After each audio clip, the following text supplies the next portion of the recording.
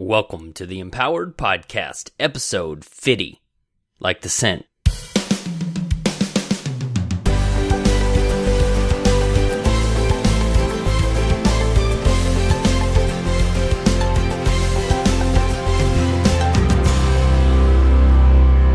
Hey everybody, real quick before we go into the interview, stick around because I am trying to give away about $3,500 worth of training this week. If you are listening to this live on Wednesday, September 3rd, you've got about 4 days left to enter. Let me just tell you, stick around at the end and I'll give you all the details then. Let's go right in.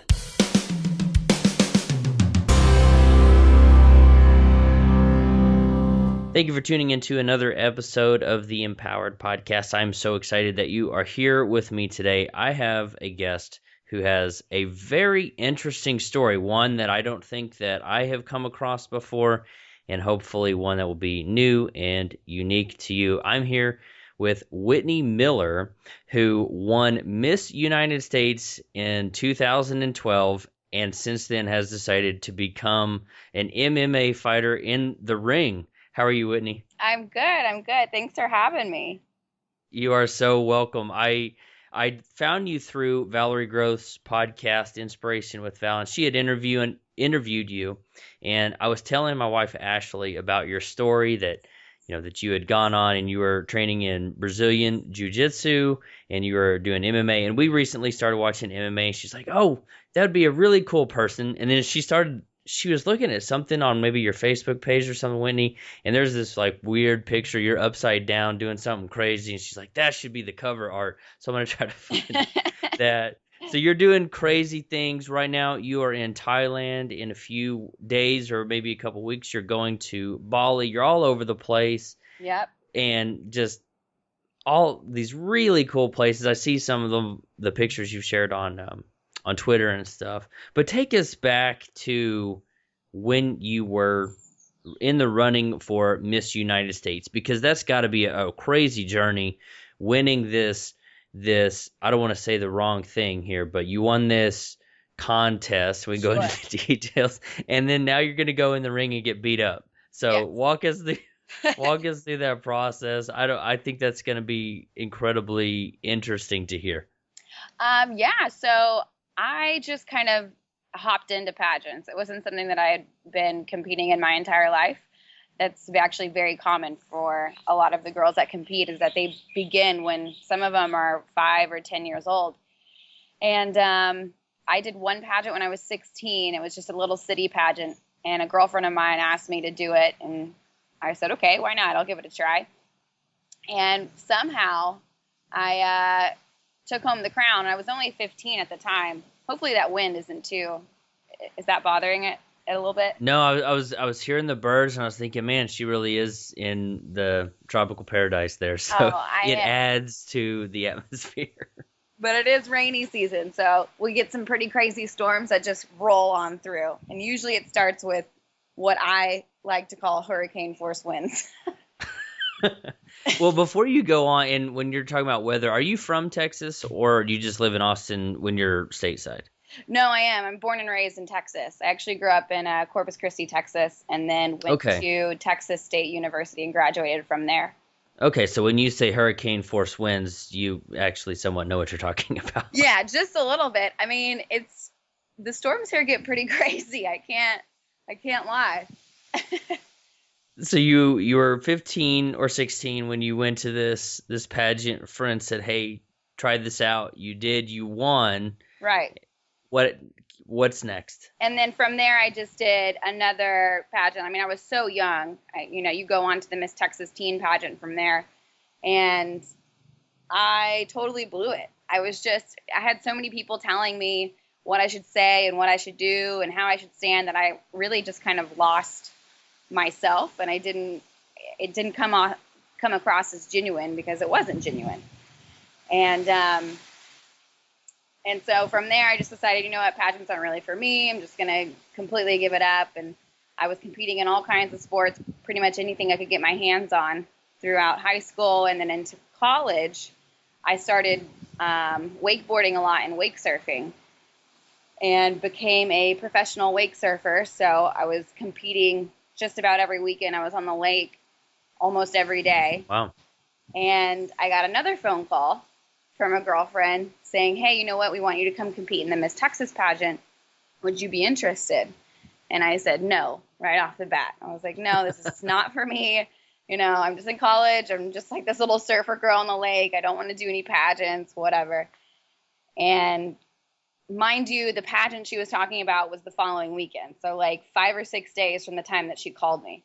No And advance notice, no time to oh, no, no, do no. whatever you Yeah, have to do. absolutely not. It was just I would have to left, I don't know, or leave probably 3 days from that phone call. And from there, I called her back the next day and was like, okay, you know what? Let's do it. I had been working on a lot, so as far as like the swimsuit portion, it didn't bother me that much. And I just knew I would regret it if I didn't. And Well, so what happened? Was there over that 24-hour period, whatever it was, that said from no to yeah, let's do this? What happened there? I just felt this calling to do it. I couldn't really give you a direct answer on that just because I just knew for a fact that if I didn't do it, I would regret it. And a lot of people say that sounds cliche when I say that, because maybe it is, but I was talking to my mom and she was like, well, if you want to, if you feel like you really want to do it, go for it. But I mean, she knows all the work that goes into pageants. And so, you know, she wanted to make sure I really wanted to do this. And I honestly didn't know if I really wanted to do it. I just felt like I had to, and that maybe it was a challenge or it was something that was going to push me. And so I just called her back and said, okay, let's do this. And about 4 or 5 days later or something, I was in the car with a borrowed dress, shoes, heels, anything that I could possibly borrow, writing out my judge's bio, just a bio to give to the judges, and made a vow to myself that I was going to go in there and be completely myself and not let any of the coaches or any of the directors tell me one thing or another of how I should act or what I should say. And it worked out because that was at Miss Texas, and I took home the Miss Texas crown and won Wow, the you won the swimsuit whole award. thing. Yeah, and then from there I went to just Miss United States and just kind of took the same attitude with me there. Where do you think that attitude came from? Because talking to podcasters, bloggers, even myself, looking over the last couple of years of my journey, Whitney, letting my personality show and being who I am behind a microphone or behind a keyboard, it's kind of weird for me. And you know, we all have different personalities, of course, but where do you think that part of your personality, that aspect of you, came from? Are your parents that way? Did they always tell you to speak your mind? Because that's it's unique and very interesting to me. Yeah, you know, I think I did get it from my parents, because they were always very into me becoming an independent, very strong woman. And so anything that I had any issues with, we would always talk about it. It would always be out in the open. But I think I also saw both sides. I saw, even though I was so young when I was in the pageants, I was 15, and I saw how somebody could completely transform into a person that they aren't.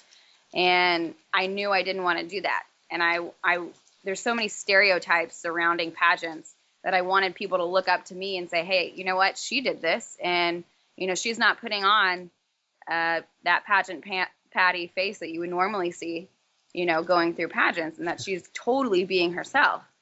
And it worked out. And so I think, you know, since I've won the crown, I think some changes have been made, and a lot of girls are kind of veering away from a lot of the just kind of pageant training that's just so old school in my mind, and really opening up and becoming the women that they are. And that's good. I mean, I don't remember who said the quote, but you might have heard it anywhere. It says you got to be yourself because already everyone else is already taken. Oh, right. Uh-huh. And that's really cool to hear, because I don't watch a whole lot of pageants, but so many people come up there and they seem to be putting on this persona, and you went in with the idea or the mindset that you weren't going to do that, and it worked out pretty well. Were you worried about being judged as yourself? If you go in there and you have this kind of persona, this character that you're portraying, and someone says they don't like it, it's a lot easier on the ego Right. to say, well, I was just acting. But when you go out there as yourself, it's like, ouch. Yeah. It did- No. Something that I said before I went was that, I mean, I can't even remember how it goes. I would rather lose being completely myself than win putting on, the persona or acting like a different person. Because then you have to carry that with you your entire year, and that's a lot of hard work. And like Yeah. I said, I wanted people to realize that you don't have to be this Barbie to become Miss United States. That they have somebody real that they can relate to. Now, one of the things I don't remember where I saw this comment. I was doing some research on you, trying to figure out who is Whitney Miller, and what is she about before I got her on the podcast. Sure. And you had posted some fair. Well, let me ask this question first. When you went into it, did you expect to be a role model? And do you feel like you have become one now that you? I mean, it's 2.5 years or so later, but do you feel like you're a role model after you won? I think, yeah. I mean, I would hope to, say that I'm a role model and a positive role model at that. I think I'm more of a role model now than I I was like that as too. Miss United States. Um, Probably just from my whole transition, but also, I've grown and I've learned a lot in the past 2 years that I Well, didn't know the reason then. why the reason why I asked that question, Whitney, and it was almost got it out of order, but on one of your pages, you had posed some pictures where you were looking the other way, but you didn't have a top on, and you're doing something for some modeling shoot or whatever, and someone commented back like, "You're a role model, Whitney. You shouldn't be doing this kind of thing." And I don't know if you look at all of the comments, but I wondered what that process has been like for you. You're being yourself. You won this crown, and you've established yourself as this type of personality, not what other people wanted to do. And then someone's coming in and openly criticizing you. How do you deal with that? What was going through your mind? And do you remember comments like that? Or Oh yeah, I mean, I get comments all of the time, and I mean, that comment is nothing compared to some of the things that are written about me that are just complete lies. Um, but yeah, I can understand where these people are coming from. In that picture, I was in Barcelona, where everybody on the beach is topless because that's a part of their culture, Mhm. and I get judged for a lot of the things that I do, and I don't want people to think I'm some sort of negative role model, because I think a lot of the things that I do are positive, but most of the time people are going to pinpoint the negative things or the things that they don't think is all right over the positive things that you do every single day. And I think, Well, go go ahead. ahead. Go ahead. Oh, I was just saying, I think that a lot of us are guilty of that, not only towards other people, but I think towards ourselves. Is that, I mean, we know all of the horrible things that we've done, or if we've messed up, one time in one day, that's the one thing that's going to stick with us, instead of focusing on all the good things that we've done for ourselves and for others. But how do I deal with it? I just kind of, it kind of comes with the territory. Yeah. When I won Miss United States, it really opened me up to that. And then when I went ahead and started the YouTube series Miss Two Jits, about my transition from beauty pageants into combative sports like MMA and BJJ, that really opened up a whole new can of worms. And that was the moment that I realized that people will just write and say absolutely anything about you. And I had to learn to not let it get to me, because there were times to where I would get really sad. I would get sad and frustrated and mad, and I didn't understand why so many people wanted to just write rude things. And now I've gotten a little bit better. Now I'm more comfortable in my skin. And That's good. yeah. Well, one of the things I've always found interesting. I've never been the type that like watches celebrity TV shows or follows them on Twitter or whatever magazines they're in, but then they start complaining about when a public personality does something that they don't like or agree with. And I've always found like, well, you like all this other stuff about them, and just because they do this one thing, and like you had these modeling shoots, and like, does that mean she's not a role model anymore? Does that discount all of the other things that she and these celebrities? It was interesting. I'm not in that position. I'm not in the public spotlight like you've been the last couple of years. But that's a great transition into what you're doing now. You were talking about how it's very positive, but you've also gotten some criticism. And I did watch one of your YouTube videos where you broke the girl's arm in the ring. Yeah, that was rough. And what walk us through that? Why in the world did you go from, can I say beauty queen, or is that like Yeah, no, that's fine. Okay. What made you want to go from beauty queen to getting punched in the face? Now I don't know if Brazilian Jiu-Jitsu has a whole lot of face punching or if it's more grappling and stuff, but if you go into the ring, you're going to get punched in the face. We saw it last night. So why did you go from one to what you could almost say is a 180 complete opposite? For that exact reason that you just said, a 180 complete opposite. I wanted to push. Were you looking for something completely different, or was it just like, oh, that looks cool? Well, I'll take you through it a little bit. When I was Miss United States, On It is one of my big sponsors. I'm one of their honor rollers. And so in the office, all of these fighters would come through for different photo shoots and workouts. And so I would just hop in with them and start, doing just a little bit of kickboxing, mainly just for fitness reasons. But we were also very well connected to the UFC. And so I attended a few of the UFC fights, really started loving watching the UFC fights. And I realized that there is a ground game portion called Brazilian Jiu-Jitsu. And I wanted to be pushed. Being challenged is one of my favorite things to do to myself. At times, I think I'm a nutcase. But I really wanted to be pushed mentally, physically, and emotionally. And this is one of those sports that absolutely does that. And it pushes me beyond anything that I've ever done. And I also wanted to push everybody else. I wanted them to think outside of the box. I like to say that none of us have to stay in the box that society puts us in. And I think from going from Miss United States into the cage or onto the jiu-jitsu mats, that it really pushes everybody around you. And I handed my crown over, and that night I made the announcement that I was going to go into MMA, and half the crowd cheered, and they were super excited for it, mainly men. And then the other half looked at me like I was crazy, and jaws hit the floor. They couldn't believe it. I've had some interesting reactions. Just as a random side question, what would you say if someone said MMA fighting, or the UFC specifically, is just barbaric? I would say that they've never trained.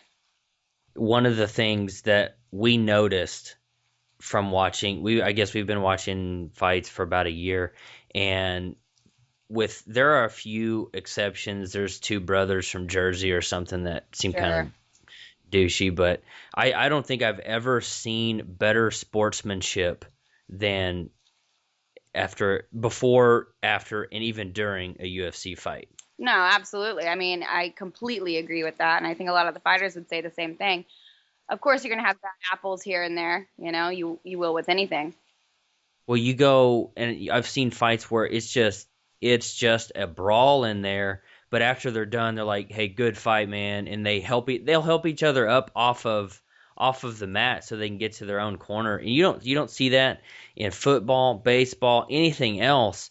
And I don't know where it comes from. Maybe it's just the ritual of the training, and all of the things that go in with the culture around it, bowing when you go onto the mat and things, or if it's something that Dana White's put into place, like we're not going to tolerate this crap. But do you know, or where that comes from? Or I probably can't, speak as much as professional fighters can, but for sure, it's the fact that every fighter knows how hard it is to get inside of the cage. I mean, you live and breathe fighting. There's no time for anything else. All of your conversations are fighting. All of your food is based around fighting. All of your, your days, it's all about fighting. And so each fighter knows what that is. But also, when you go into the cage or when you go onto the jiu-jitsu mat, there's nothing left there. You can't bring in your ego in there. Otherwise, you're gonna get injured. Yeah. And we saw that with Anderson Silva with his first fight with Weidman. And really, even worse in that second one. Yeah, right. Exactly. No ego is gonna fix that. No, definitely not.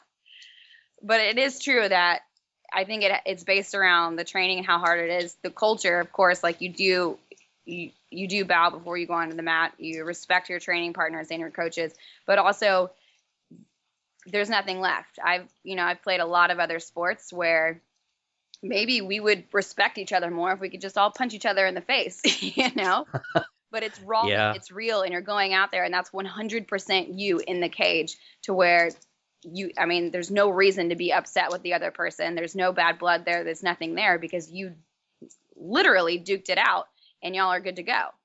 Would you recommend, or would you like to see more females getting into the MMA sport? Yeah, sure. If they have the calling for it. I don't think it's for everybody. That's absolutely true. But I would love for females to get involved in Brazilian Jiu-Jitsu more, not only because it's a great sport, but also being able to defend yourself. I've learned a lot of self-defense to where I know that I'm able to get out of a situation. Obviously, I'm not going to try to beat up somebody if I, God forbid, get attacked, but I can obviously get out of that situation. And I think women would really benefit from that. And so I'm always trying to get my girlfriends to come to jiu-jitsu with me as much as I can. What kind of reactions do they give you when you offer that? Kind of in between. Yeah, I'd like to try it, but I don't really know. And I would have to go and knock on their door and hand them a rash guard or hand them a key and be like, all right, it's time. Let's do this. Now, is all of that completely foreign to you when you started seeing the fighters come through on it? But when you started seeing them, was that your first exposure to all of the fighting world, or? Pretty much. Yeah, pretty much. I never grew up watching UFC or boxing or kickboxing. Nothing. My family was never into it. And so, yeah, that was basically my first exposure to it. Now, you've gotten sponsorships, of course. We hear the birds and the breeze and the tropics. I don't know if you can is the tropics a region? This shows my own geographical ignorance here, but can you say Thailand is in the tropics, or is that? Well, I honestly don't know. I mean, I'm definitely somewhere in a tropical jungle. That sounds amazing and all of things. Anyway, you're going to Bali, you said, here in a few days, right? Yes, probably about a week if I can pry myself away from Thailand. What's your end goal with this? Do you want to, maybe go into the ring with Ronda Rousey someday, or do you have something that you want to do after this? And where does this fit in your journey of life? Well, I'll never be in the cage with Ronda. That's for sure. That would scare the crap out of me. Animal, but she's much bigger. She fights at 135. I would fight at 105. Okay. So there's quite a size difference there, and she would probably just totally murder me. But I think for me, it's about, like I said, pushing myself and being able to put all of this work and time and effort into something and seeing it fully through, and allowing other people to see it fully through, and that if a beauty queen can go off and become an MMA fighter, that they can absolutely do whatever it is they have in mind, regardless if it's taking a new fitness class or if they want to take a BJJ class.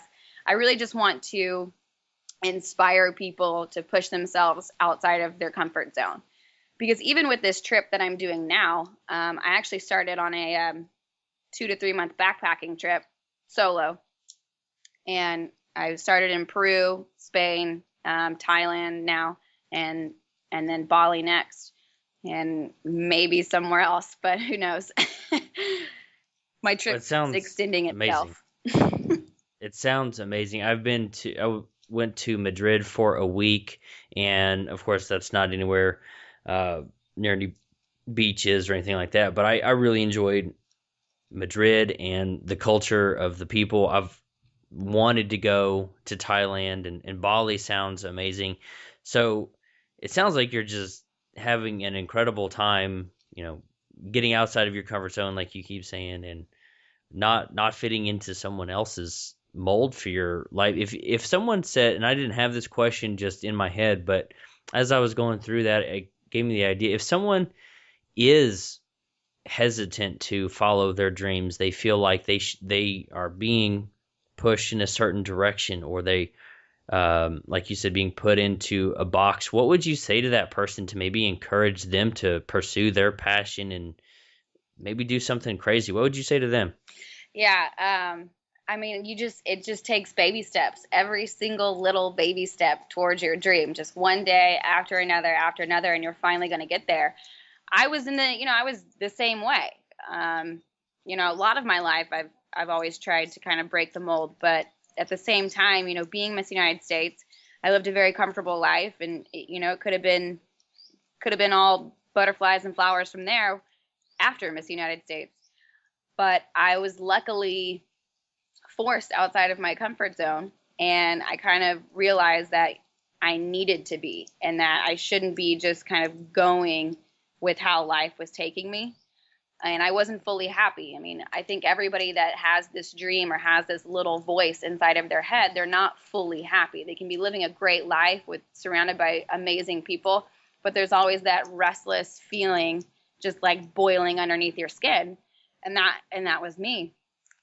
And I would say you have to just go for it, because I didn't realize how much I was missing out on, and I didn't realize how much I wasn't fully living, and I honestly didn't know how much I didn't know myself. I'm meeting a whole new side of myself and learning about myself every day, and it feels amazing. You feel so empowered and alive, and there's nothing better than it. That sounds awesome, and I hope people listening to this have the courage to do those baby steps. You just didn't pick up and move to Thailand. It was not took the baby steps to get there. Yeah, it was not easy, and I'm so glad that I've done it now. I'm feeling really great about it, but it is about just having that courage. And throughout this time, when I first decided to take this backpacking trip, I was very into living in the present moment and focusing on the present moment and enjoying everything that was going on around me. And I started to think, we live in the present moment all of the time. It's now, and it's all in between that. But what else is the present moment is the unknown. The unknown is the present moment, because we don't know what's going to happen minute to minute. We can say that we're going to have this podcast for another 30 minutes or so, but we really don't know if that's going to happen. So we're constantly living in the unknown, but yet we are all still so afraid of it. So why are we so afraid of living the life that we're already living? And so that's something that I've kind of taken with me, is just not to be afraid of the unknown, because you're already living in the unknown. I like that. It's one of those things that really makes you think. Right. And it is early in Thailand time, so you're pulling out deep thoughts early in the morning. You're doing much better than I would be. But so when you being on the Empowered podcast here with us today, you might have guessed that we would talk about the word empowered. You mentioned it just a couple minutes ago, but what does the word empower mean to you? To me, it means, like I said, living fully and feeling, it's hard to explain for me, but I have this feeling inside of me that when I'm doing what I'm supposed to be doing, I feel so empowered. Like I just feel strong. I feel alive. I feel real and raw. And going for all of your dreams because of that wrestler, that motor you have. I don't know what to call it, but there's this energy that just boils underneath my skin when I'm doing exactly what I should be doing. And when you embark on your dreams and start taking the necessary steps to accomplish them, that same feeling is what I would call as being empowered. No, I completely agree with that. But for me, it took a couple of years of a lot of work. Oh, sure. Really Yeah. figure how did you find what your purpose was? You said that like, oh, I've always known, and I think there's a lot of people out there who don't know, and I know it took me a long time to figure it out. How did you find what your purpose in life was? Well, I honestly haven't always known my purpose. I had no idea. I just knew what I wanted to do, and I wanted to, break the mold, and I was just kind of going through life. But I didn't know my purpose, honestly, until this last April. And As in like 2 or 3 months ago? yeah, as in 2 or 3 months Me ago. too. This past April, there was a lot of changes that went on in my life, and it wasn't something that I had planned or seen coming. It just kind of happened right before my eyes, and I really didn't know how to handle it. And I was at a cleanse in Arizona, and for me, a cleanse is a juice cleanse, and you get to, meet with a bunch of holistic healers and different, medicine healers as well. Mm-hmm. And for me, that gives me clarity. And so as I was going through all of these changes, I was able to think very clear thoughts and not let anything get in the way of exactly how I was feeling. And the truth of the matter is, I went out to that cleanse with one life and came back to a completely different life, not because of decisions that I made, but because of decisions that other people made. And I knew that I had to figure it out, and I couldn't let this stop me from enjoying my life, because that's their story. This is my story. I want to live in my story. And so on the plane on the way back, I had this epiphany, because I knew as soon as I landed, everything was going to be completely different. And I had this epiphany, and everything just kind of came together. And I realized, as I was actually writing a motivational speech for the Paleo conference in Austin, Texas, and it just hit me like a ton of bricks that my purpose is to inspire people, and that I was put on this planet to inspire people, and that every day I need to work to continue that. And like you said, it's not easy, and sometimes it's not fun, but there are moments to where everything comes together and you feel so alive and you know exactly who you are, and there's just not a feeling that compares to it. Without sharing any details that you don't want to, would you say that kind of, for me, crisis is a really dramatic word, but for me, it's kind of an identity crisis that helped me figure it out, is a set of particular questions that I was asked in a mastermind group, that through the process of answering those questions, I kind of figured it out. Would you say, would you echo that? Is that something that's the same with you, or am I off base with your situation? Because I don't know. Sure. No, similar. I was definitely dealing with an identity crisis. I was living a life that I did enjoy, but I had a very restless feeling. I always felt like there was something more I could do, and I wasn't fully happy with how everything was going in my life. And so basically, when I went off to the cleanse, I came home, and the man I was going to marry was not that man. I wasn't going to live in Austin anymore. The home that became my home was no longer that home, and everything was just kind of new, I guess. Everything completely changed. And so I think I was definitely dealing with an identity crisis to begin with, but I was forced and pushed outside of my comfort zone, where I probably wouldn't have made the same decision. I probably would have stayed completely in that box that I put myself in, that society puts me in, instead of breaking out of it and being like, and realizing that yeah, things happen to us, but they're blessings. I can say for 100% that everything that I went through last April and, into the following months after that is a complete blessing, and I would not change it for the world. Yeah, it's hard to imagine. It's hard to imagine that when you're going through some of the things like that, but it's as hard as it is to imagine. It's also equally as crystal clear sometimes when we get through on the other side. It's kind of interesting part Yep. about life. Very true. Now, when you decided to go through this process of becoming a jiu-jitsu fighter for Brazilian jiu-jitsu, we got to be specific, right? Yeah. Because there's more than There's one. multiple. What types of resistance did you face? Maybe from your parents specifically. You said they had been supportive when you were younger, but surely no mom wants to see their daughter get punched in the face. Oh no. Oh man. What was that? What was that like? That was very interesting. It was very interesting. I let them know that in my farewell speech I was going to make the announcement, and my mom was crying. My dad didn't want to talk to me. They just did not understand anything that I was saying. I mean, they just saw their, only daughter, who's this pageant, beauty winner. And she was going to go step into the ring with somebody that wanted to really injure her, basically. And of course, the first thing I do is go onto YouTube and start typing in, I don't know, MMA fights, and the ones that come up are the bloodiest of fights. And, it's the heavyweights that are fighting, men heavyweights. Obviously, Ronda Rousey is on there breaking Miesha Tate's arm. And they were seeing all of this, which, yeah, sometimes that could happen. But it really just kind of fueled their fear of it.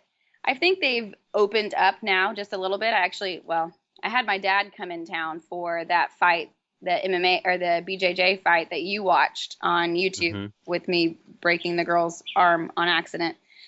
And I told him, I was like, I just know that, BJJ is great. The sportsmanship is awesome. I haven't been injured. I haven't seen any major injuries. I wanted him to come and realize that it was a great sport and that it's fairly safe. And then you broke a girl's arm. Exactly, in my first match. And And that kind of backfired. Didn't I see your brother at the end of that? Is he a younger brother or older brother? He's older brother. I have two older half brothers. Watching little sis break Right. some girl's arm. Exactly.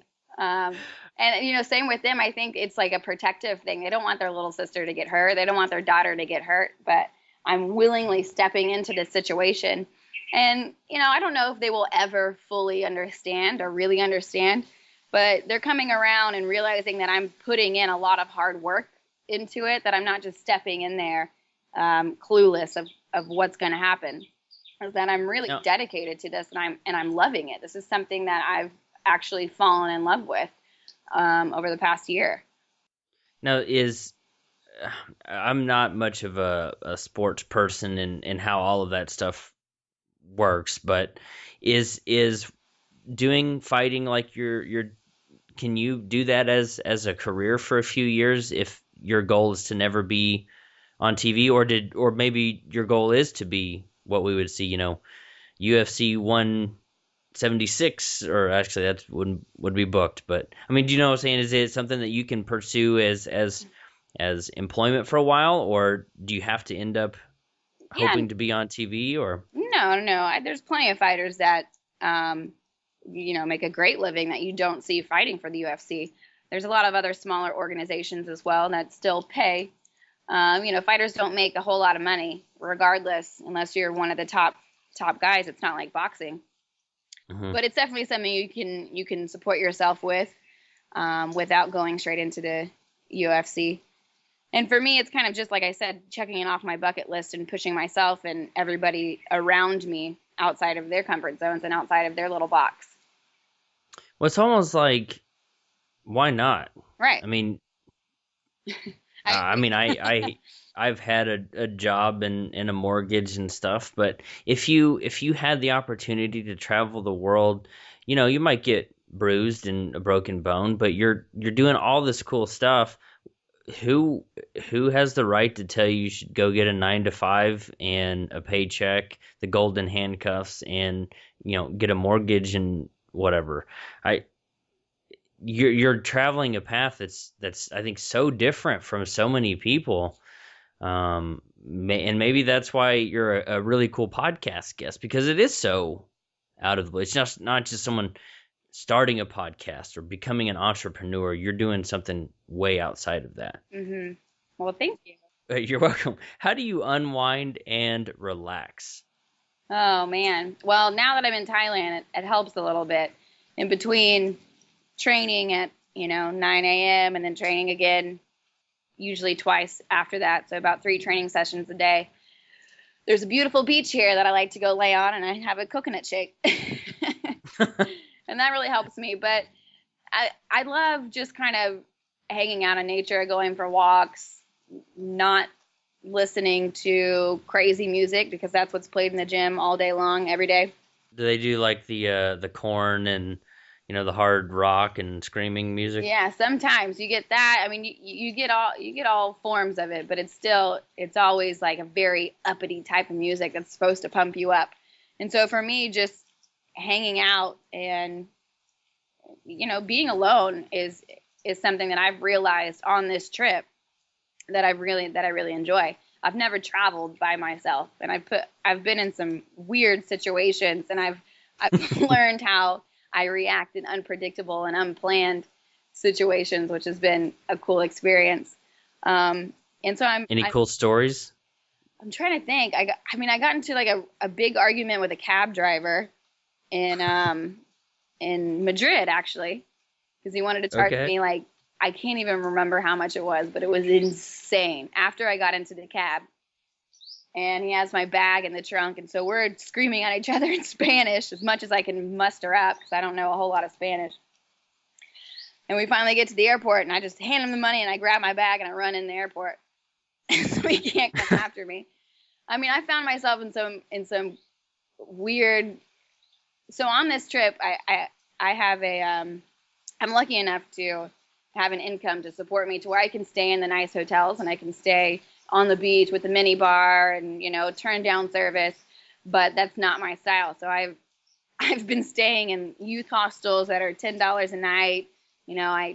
There hasn't been a night to where I don't have bugs in my bed. I have no hot running water, and I haven't had for a few months. I had some in Spain, which was nice.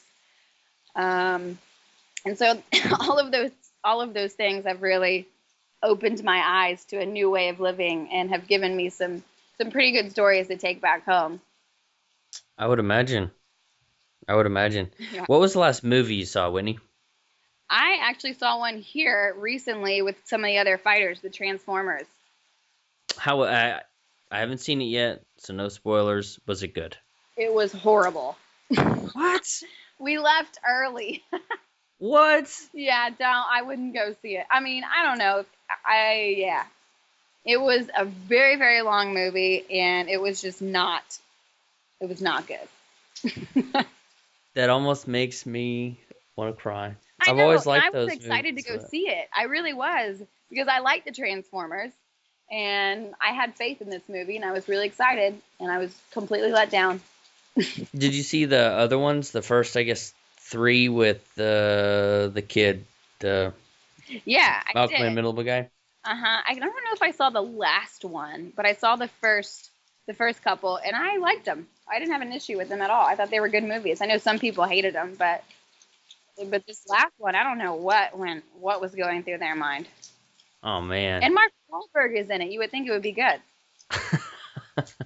Yeah, the first one was good. The second one, they kind of lost me. And the third one, I think they lost who their audience was, and maybe that just kept right on rolling with this fourth one. So that's sad though, but interesting last movie. So yeah, that's one I always try to ask everybody, because I've gotten some really interesting answers to that question too. But as my last question, Whitney, and I'll let you go get ready for training or whatever you have coming up next, is what is one tip or piece of advice that you can give people who are just starting out, maybe the Whitney of 10 or 15 years ago, just people, for you specifically, people who aren't necessarily following their passion yet, or they might do something out of the blue and interesting, but they're still living in the box that they've either created for themselves or someone has put them in. What would you say to that person? I would say we all have this voice in our head that, tells us what it is that we want to do. If someone asks you right now, what do you want to be doing in 5 years? Or what is your passion? What is your dream? And there's that little voice that comes up that you might be ignoring because you might think it's too hard, or you don't know what people are going to think, or any of that. That's that one thing that you need to be doing. Listen to it, because one day it's going to hit you like a 2x4, and unfortunately it might be too late by that point. And so just listen to that little voice in your head and start taking those baby steps. I mean, you don't have to leap off the cliff right out of the gates. You can take those baby steps and you'll eventually get there, but that's when you're really going to feel you're going to enjoy life, and you're going to take a deep breath and know that you're on the right path. And it's so powerful when you feel that. I love that advice, but it begs the question, where do you want to be in 5 years? I want to be doing motivational speeches. I want to hopefully still living in Austin, Texas, because I love Austin. I would like to have maybe a book out by then, potentially a show where I, take people outside of their comfort zones and push them to do things that they never thought was possible. And, continue my path to inspiring people. And who knows, I'll have a fight or two under my belt by then. I guess I could still be fighting, knowing myself and how much I love competition. So we'll see about that. But everything else, I think I know exactly where I want to be and where I should be. And I believe I'm on the path to doing that. But you never know. Things can change. Well, I, for one, think if you started a reality show where you took beauty pageant contestants and put them in the ring with one another, not just how they do it in Hollywood today, but, put on the gis and all of that stuff and say, go at it, or put them through some training first, maybe. But yeah, I think that would be really, I think that'd be really funny. That would be pretty hilarious. I wonder how many people would want to do that. Because, you do get bumps and bruises, that's for sure. Probably not very many of them, but that's also probably why you won in the first place, because of your willingness to get your hands dirty and do something that's not stereotypical, something that you'd be remembered for. Because I don't think there's very many beauty pageant winners that go on and do some pretty rough fighting. So yeah, you're already standing out. I don't know of any, actually. Hopefully you'll start a trend, and because I think it'd be it would be interesting to see more women doing the MMA and those kinds of things. Well, Whitney, thank you for hanging out with all of us today. If someone wanted to connect with you, maybe check out some of your YouTube videos, see your inspiration there, or follow you on Twitter, all of those kinds of things, where can I send my listeners to find you? Everything is Miss 2 Jits, MISS, the number 2, and then JITS. And so YouTube, Miss 2 Jits. I also have the Twitter, Instagram. And while I'm traveling, Instagram's a pretty easy way to keep up with me, just because I post a bunch of photos from training and kind of what I've been up to that day.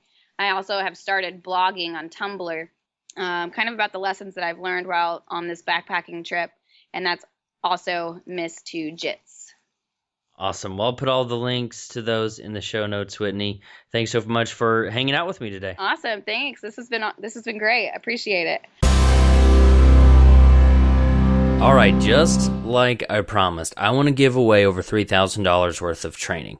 All you have to do is spend $50 or more on anything in my store, personal coaching, my ebooks, my audiobooks, my video training, anything like that. Just spend at least $50 and you'll be entered to win free lifetime access to my online business training course, Turn Your Offline Expertise into an Online Business. It's everything that you need to know in order to start an online business. All of the tricks, the tools that I've learned, I've simplified those and turned them into something that's easy to understand. Plus, we talk about the mindset of what it takes to be an entrepreneur, what it takes to really believe in the message that you have and the message that you have to share so that you can escape your 9 to 5. If that doesn't interest you, that's totally fine. But one person will definitely be getting full lifetime access to my course. Go over to ElleryWells.com/promo. Just PROMO. ElleryWells.com/promo for all the details, all the ways that you can get more chances to win, all those kinds of things. It's awesome. And by the way, the people who are on my email list, they got notified about this about 4 or 5 days ago, so they've got a head start on you. If you want to be on that list, make sure you to go to empoweredpodcast.com/awesome to get on that list, empoweredpodcast.com/awesome, and then go to ElleryWells.com/promo for all the details, and there's links to all of the cool stuff that you can buy. And it's not just stuff that you would be wasting money on. Everything that I have is a tool in your tool bit. I can't talk. Everything that I have is a tool in your tool belt. Everything that I offer is something that will equip you and get you ready for success tomorrow. Good luck. We'll see you next week.